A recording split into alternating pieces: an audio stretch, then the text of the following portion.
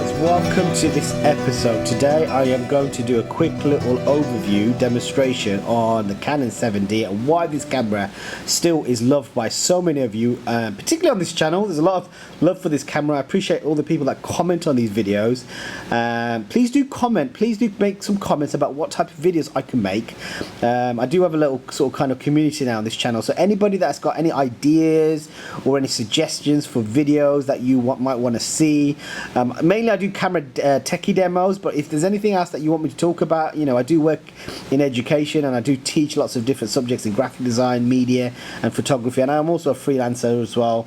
So these videos are just kind of like on the side really as hobby. So sometimes I do them very quick and they're not always the most you know, sort of well produced videos, but I do appreciate all the people that do subscribe and do watch the channel. So if you've got any comments, please do post a comment about what I could make for you guys to do more learning, more teaching, and I do appreciate that. So let's get to this channel, let's get to the video.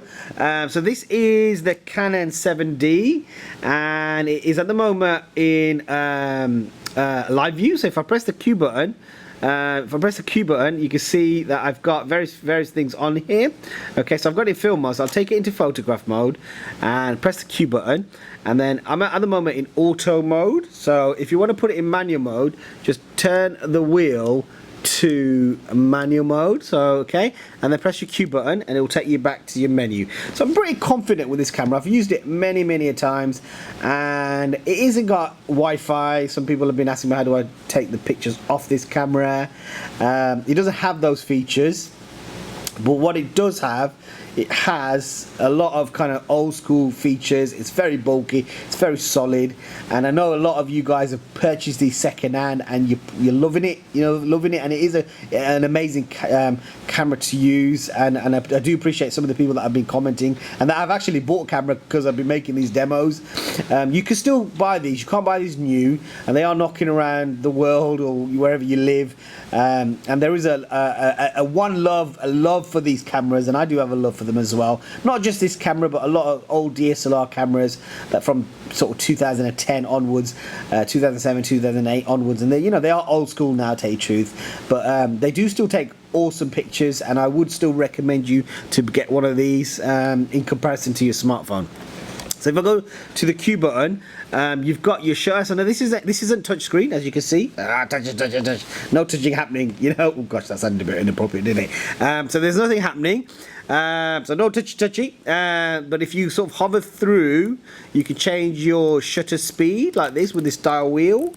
And if you go to your aperture, you can change your aperture like so. So it goes 5.6 to 36, and I've got 135mm lens on this. Go to auto, I can change my ISO, and it goes all the way up to 64,000, which is nowadays, in my opinion, quite, you know, you know, you can get like ISOs that go crazy up.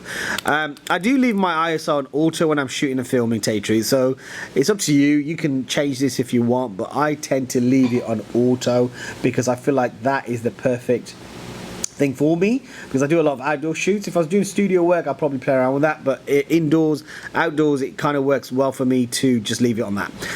You've got your exposure compensation, which you can sort of toggle like this with this top wheel here, and you can increase and decrease your now this camera, this 7D, if I go back to my Q menu and go to this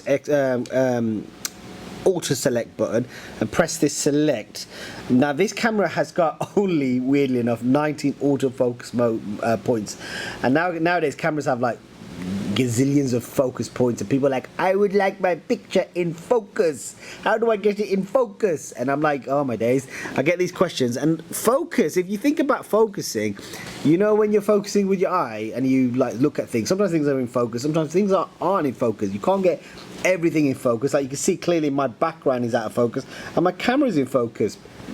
So if you click on this, this is an auto selection focus point, and this will allow you to get so if you select this one, within the frame it will automatically pick focus points and focus into those points. If I click back on here and go to the next one, So if I go to the next one, which is that one, this one allows me to toggle focus points. So say for example, if I've got a bunch of people in frame and I want to get a few people out of focus, maybe they're sort of behind or some are forward, I can actually select certain focus areas within my scene, so I can focus into certain parts of it. The next one is you know, selection point expansion, and what this one does, it allows you to select various focus points, and you can press this button and look through the viewfinder and do the same thing really, and it allows you to select certain points. So more, for example, if you want certain things in focus, you can select those and move and hover them around. Okay, so that's quite useful. Okay, if I go back to that one, select that one, and then what I'm using is this wheel here to navigate through the different selection points, and you can see the changing over here as well. So if I select this one, this is a single point focus. Now this one might be useful if you're doing portrait and you're trying to get a face. Usually you will put it on that and focus on an eye.